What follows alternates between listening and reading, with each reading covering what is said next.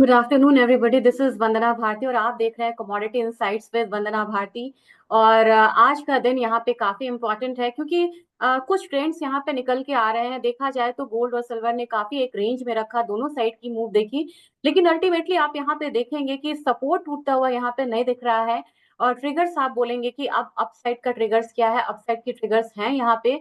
और जिस तरीके से यहाँ पे साउथ कोरिया में हम लोगों ने देखा है कि पॉलिटिकल टर्मोइल हुआ है और फेड का एक मिला जुला रुख आ रहा है, वो ये भी बोल रहे हैं कि हमारा डेटा यहाँ पे काफी स्ट्रांग है और हम इंटरेस्ट रेट कट को यहाँ पे होल्ड कर सकते हैं। लेकिन इसके बावजूद अगर देखा जाए तो आज के दिन में अनएम्प्लॉयमेंट डेटा है जो कि यहाँ पे थोड़ा सा वीक होके आने की उम्मीद है।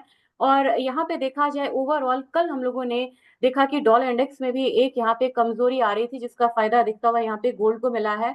और साथ में जो जियोपॉलिटिकल टेंशन है वो यहाँ पे फिर से एक बार गहरा हुआ होता हुआ नजर आ रहा है।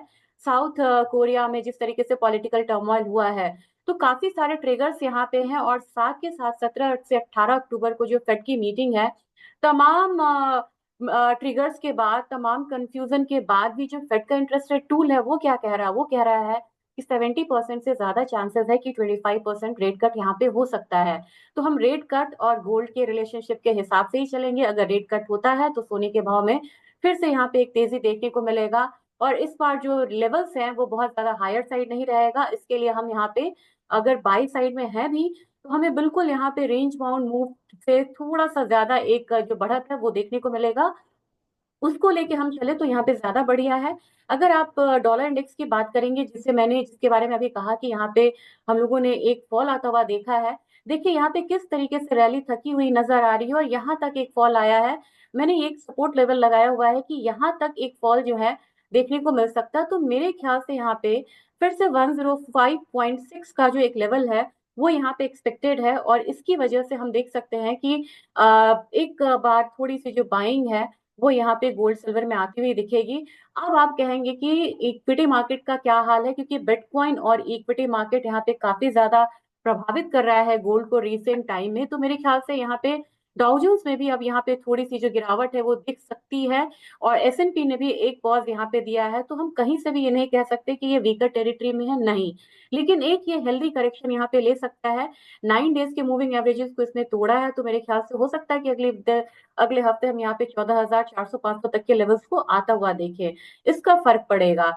और काफी यहाँ पे जो दर्शक है उनका यहाँ पे एक कमेंट आया था कि आपने बिटकॉइन के बारे में नहीं बताया।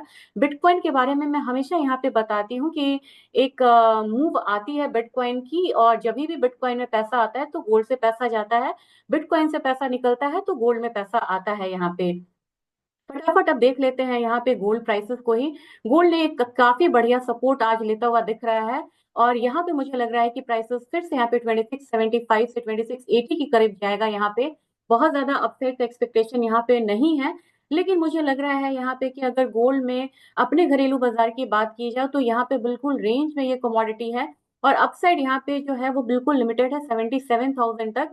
तो जो मैंने यहाँ पे एक अपसाइड दिया हुआ था उसको लेके ही चलेंगे। पहला हमारा 77,000 का एक टारगेट होगा, दूसरा टारगेट यहाँ पे 77,300 का होगा। और काफी लोग बोल रहे हैं कि 74,000 का लेवल है वो आता हुआ आपको दिख रहा है या नजर आ रहा है। मुझे नहीं लग रहा है कि प्राइसेस यहाँ पे बहुत ज्यादा नीचे की तरफ आएगा। मैक्सिमम फॉल अगर किसी कारण से भी यहाँ पे आएगा, जब तक ये लेवल ब्रीच नहीं होता है 76,000 का, तब तक हम नहीं कह सकते कि इससे ज्यादा की फॉल यहाँ पे आ सकती। तो मैक्सिमम डाउनसाइड अभी मेरे तरफ से गोल्ड में 76,000 का हो सकता है। और आज के दिन का बायस यहाँ पे अपसाइड का है। रही बात सिल्वर की, तो मुझे लग रहा है कि सिल्वर में अब एक पॉज देखने को मिल रहा है। अगर अपसाइड है तो वो फिर से $32 के करीब जाएगा। हमारी भारतीय बाजार की अगर बात की जाए, मैंने 94,000 का यहाँ पे टारगेट दिया है। बिल्कुल उसके नजदीक जाके ये मार्केट जो है वो वापस आती है, यानी कि 93,633 के करीब। तो उसको ही मान के चलेंगे, 93,600 के करीब भी आता है तो आपको यहाँ पे प्रॉफिट बुक करना चाहिए। नेक्स्ट वीक हम यहाँ पे फ्रेश पोजीशन जो है वो यहाँ पे लेंगे। अब यहाँ पे क्रूड ऑयल की बात की जाए तो क्रूड ऑयल में यहाँ पे फर्दर डाउनसाइड देखने को मिल रहा है। ओपेक की बैठक से ये बात तो यहाँ पे तय है कि उन्होंने इतने दिनों से सोचा हुआ एक इंटरेस्ट प्रोडक्शन को बढ़ाया नहीं। और यहाँ पे देखा जाए तो एक डाउनवर्ड चैनल सा बनता हुआ नजर आ रहा है। तो मेरे ख्याल से नेक्स्ट यहाँ पे $67 हम यहाँ पे विटनेस कर सकते हैं। हमारे भारतीय बाजार की बात की जाए तो भारतीय बाजार में ऑलरेडी यहाँ पे 5800 का लेवल जो है वो यहाँ पे टूटा हुआ है। तो नेक्स्ट अब यहाँ पे वॉच करने के लिए हमारे पास रहेगा 5780 का लेवल्स। लेकिन इसके लिए आपको ये देख रहे हैं ना, यहाँ पे एक डबल बॉटम की तरफ बन रहा है, ये है 5762। 5762 जब तक ब्रीच नहीं करता है तब तक हम यहाँ पे सेल कॉल फिलहाल नहीं लेंगे। 5762 के बाद अगर सेल कॉल लेते भी हैं तो हमारा पहला टारगेट 5720 का होगा, स्टॉप लॉस होगा 5785 के करीब का। नेचुरल गैस में आज के दिन भी यहाँ पे गिरावट है, गिरावट यहाँ पे कंटिन्यू हो सकता है और हम $3 को ब्रीच होता हुआ देख सकते हैं। हमारे बाजार की अगर बात की जाए तो मुझे लग रहा है कि 254 252 के करीब यहाँ पे एक सपोर्ट लेते हुए ये कमोडिटी दिख सकती है।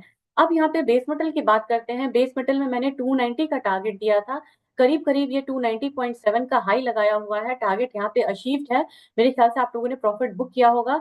288 के करीब कमोडिटी फिर से आ सकती है। और रही बात एल्यूमिनियम की, यहाँ पे भी आपको एक फॉल देखने को मिलेगा क्योंकि यहाँ पे क्रूड ऑयल में भी एक फॉल है। तो मेरे ख्याल से 242 के लेवल्स के लिए यहाँ पे सेलिंग कर सकते हैं। कॉपर में मैंने एक बाइंग दी थी और यहाँ पे मैं कंटिन्यू करना चाहूंगी। आप देख सकते हैं कि तमाम यहाँ पे बेस मेटल से उसमें फॉल आया है लेकिन अपना कॉपर यहाँ पे फॉल नहीं दे रहा है। तो मेरे ख्याल से 830 तक की बाइंग कंटिन्यू रखिए और यहाँ पे स्टॉप लॉस आप लगाइए 821 के करीब का। और स्टील प्राइसेस जो यहाँ पे बिल्कुल डाउन साइड था, हालांकि इसमें वॉल्यूम नहीं है, अब यहाँ पे ये एक अपसाइड दिखा सकता है। और स्टील में धीरे धीरे धीरे यहाँ पे एक हम मूव आता हुआ देख सकते हैं 42,500 42,800 के करीब का। तो जो लोग स्टील के शेयर्स यूज करते हैं उनके लिए खुशखबरी है कि स्टील में अब एक रीबाउंड देखने को यहाँ से मिल रहा है। तो मेरे ख्याल से ये आज के ट्रिगर्स थे। डेटा में अनएम्प्लॉयमेंट डेटा है, नॉन फार्म पेरोल डेटा है, नॉन फार्म पेरोल डेटा बढ़ के आ रहा है, अनएम्प्लॉयमेंट यहाँ पे भी बढ़ के आ रहा है। तो ध्यान में रखना होगा कि इवनिंग ट्रेडिंग सेशन में आपको गोल्ड में एक जो अपसाइड है वो हो सकता है कि फ्रेश अपसाइड देखने को मिले, उसको ध्यान में रख के ट्रेड करिए। अगले हफ्ते फिर बात करेंगे, फ्रेश ट्रेड की बात करेंगे। तब तक के लिए आपका वीकेंड शुभ हो और वीडियो को ज्यादा से ज्यादा आप शेयर करिए। और मेरे ख्याल से यहाँ पे जितना ज्यादा आप शेयर करेंगे, जितना ज्यादा फीडबैक आएगा मेरे लिए उतना मोटिवेटिंग होगा। और साथ में मैं सारे कमेंट्स के आपके आंसर करूंगी। इसके साथ मैं वीडियो को यहाँ पे खत्म कर रही हूँ। आपका वीकेंड शुभ हो। थैंक